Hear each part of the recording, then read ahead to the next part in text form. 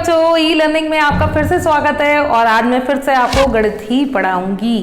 तो देखो आज मैं क्या पढ़ाने वाली हूँ। आज मैं पढ़ाने वाली हूँ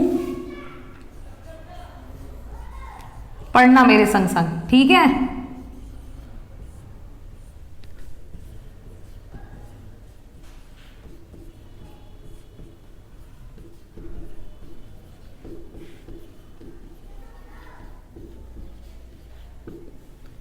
आज हम पढ़ने वाले हैं प्राकृतिक संख्याएं संख्या रेखा पर। अब संख्या रेखा क्या होती है, देखो स्केल देखा है ना सबने, सबके पास होगा स्केल। अच्छा स्केल देखो जरा ध्यान से, तो उसमें जो संख्याएं हैं कहाँ से शुरू हो रही हैं, देखो वो शुरू हो रही है 0 से, है ना। तो अब जब हमने सबसे पहले पढ़ा था तो हमने कौन सी संख्या पढ़ी थी, प्राकृतिक संख्या, और वो क्या बताया था कि वो कहाँ से शुरू होती है, 1 से। तो जिन बच्चों के स्केल टूटे हुए हैं, जिनकी आगे की नोक टूट जाती है, तो उनके स्केल पर अगर आप ध्यान से देखोगे तो वो प्राकृतिक संख्या ही दिख रही होंगी। तो जो हमारी प्राकृतिक संख्याएं हैं वो कहां से शुरू होंगी, 1 से।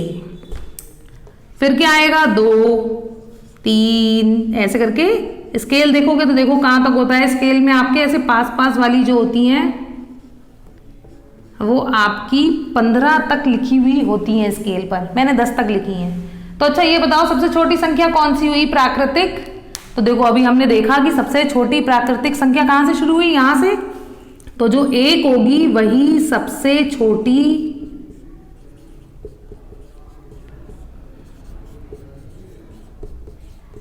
प्राकृतिक संख्या है, ठीक है। अच्छा अब सबसे बड़ी कौन सी होगी, ये कैसे पता लगाओगे। तो देखो इसके लिए एक तरीका बताती हूं कि इसमें देखो मैंने 10 तक बनाई हैं, आपके पास स्केल कहाँ तक है, 15 तक। अच्छा कुछ बच्चों के पास बड़ा वाला स्केल भी होगा, वो जो स्टील वाला होता है या लकड़ी वाला होता है, उसमें कहाँ तक होती है, 30 तक। अच्छा अब उसके बाद आगे बढ़ जाओ थोड़ा, कपड़े वाले की दुकान पे चले जाओ, उस पर एक लोहे का स्केल होता है इतना लंबा, उसमें तो 100 तक नंबर होते हैं, ठीक है। तो ऐसे तो बढ़ती चली जा रही। तो देखो यहाँ पर मैंने एक तीर का निशान बनाया है ऐसे करके, इसका मतलब है ये रुकेगी नहीं, चलती चली जाएगी। तो अगर कोई हमसे पूछता है सबसे बड़ी प्राकृतिक संख्या कौन सी है, तो कैसे बताओगे, कोई नहीं है, क्योंकि अगर सबसे बड़ी बताएंगे तो उससे भी बड़ी मिल जाएगी। तो यहां पर लिख दोगे कोई नहीं है। आगे समझ में, सबसे छोटी है हमारी 1 और सबसे बड़ी कोई भी नहीं है, क्योंकि वो बढ़ती चली जाती हैं। अब देखो इन्हीं से एक और चीज पढ़ने वाले हैं आज हम पढ़ने वाले हैं अनुवर्ती या फिर उत्तरवर्ती संख्या। अब देखो अनुवर्ती या उत्तरवर्ती, अब इसके दो नाम कैसे हैं। सबसे पहली तो ये बात, तो देखो घर में बच्चों के भी किन्हीं बच्चों के 2 नाम हो जाते हैं, जैसे एक बाबा ने रख दिया, एक पापा ने रख दिया। तो मान लो कोई बच्चा है राहुल, तो उसको पापा तो राहुल बुलाते हैं, लेकिन बाबा जो है वो क्या बुलाते हैं, छोटू। तो आप छोटू बुलाएंगे तो भी राहुल आएगा, राहुल को बुलाएंगे तो भी कौन आएगा, राहुल ही आएगा। तो ऐसे ही यहाँ पर है कि अगर हम अनुवर्ती संख्या कहेंगे तो भी वही संख्या आएगी, और उत्तरवर्ती कहेंगे तो भी वही संख्या आएगी। अब इसमें आएगी कौन सी संख्या, देखो अनुवर्ती, आ से क्या होता है। वैसे अब ये मत सोचना कि मैं आ से अनार पढ़ाने वाली हूं, नहीं, आ से यहाँ पर जो गणित में है वो है आगे, यानी कि जिस भी संख्या की अनुवर्ती संख्या पूछी है उसके आगे वाली संख्या, ठीक है, वो हमारी अनुवर्ती संख्या हो जाएगी। अब ऐसे ही हम उत्तरवर्ती पढ़ानी है, तो देखो प्रश्न आता है उसके बाद उत्तर लिखते हो ना, आगे उत्तर लिखते हो, तो इसमें भी कौन सी संख्या आएगी, आगे वाली संख्या। अब आगे वाली संख्या कैसे लिखोगे, जब हम जो भी हमें संख्या दी है उसमें 1 जोड़ दे तो हमें उससे आगे की संख्या मिल जाएगी, ठीक है। अरे देखो एक गड़बड़ हो गई यहाँ पे, मैंने ताबे रा नहीं लगाया, तो ये गड़बड़ नहीं करनी है, एक कदम चलना है और कुछ भूलना नहीं है मेरी तरह, जैसे मैं यहाँ भूल गई हूँ।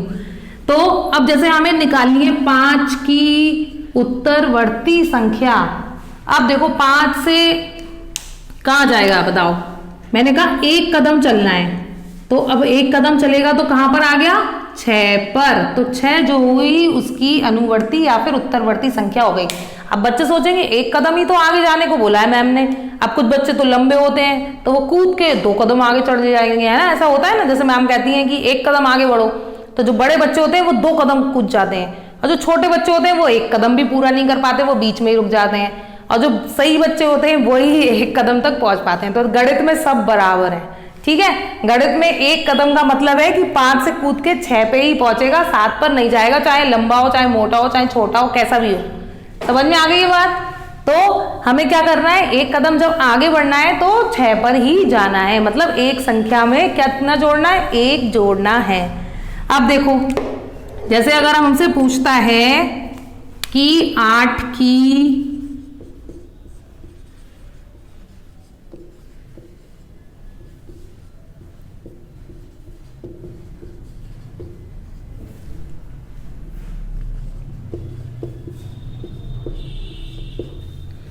8 की अनुवर्ती संख्या बताइए।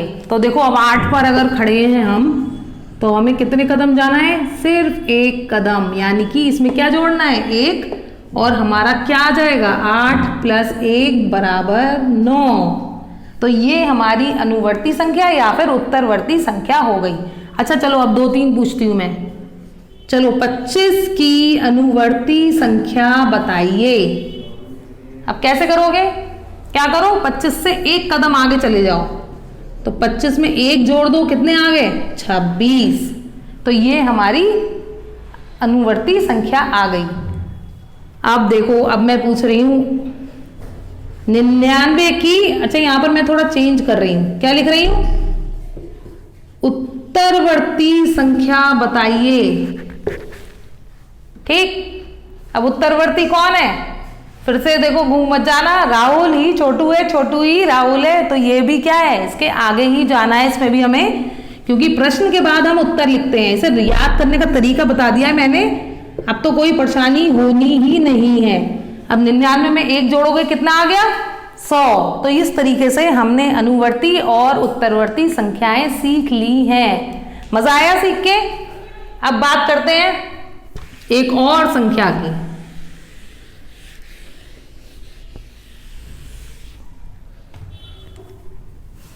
देखो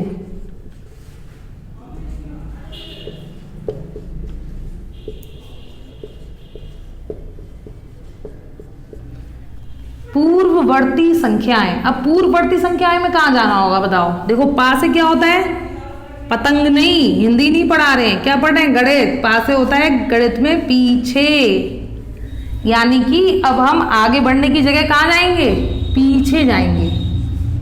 देखो इसको साफ कर लेते हैं अपना, तो स्केल हमने बनाया था वो गंदा हो गया है, इसको बिल्कुल साफ साफ बनाते हैं, है ना, तब पढ़ने में अच्छा लगेगा।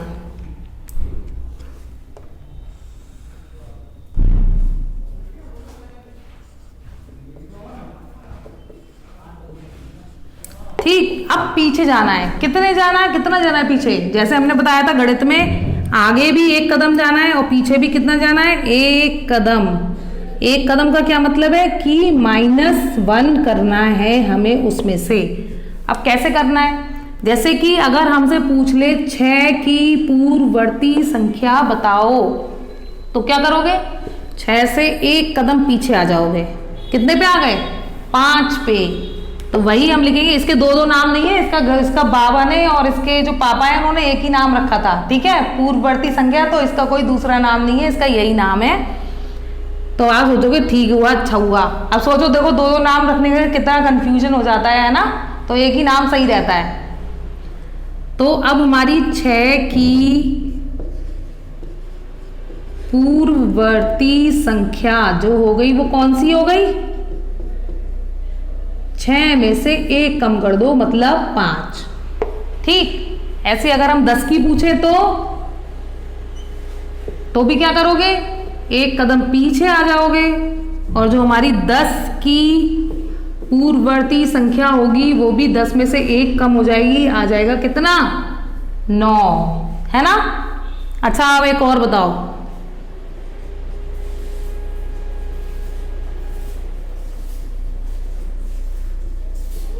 कितना होगा?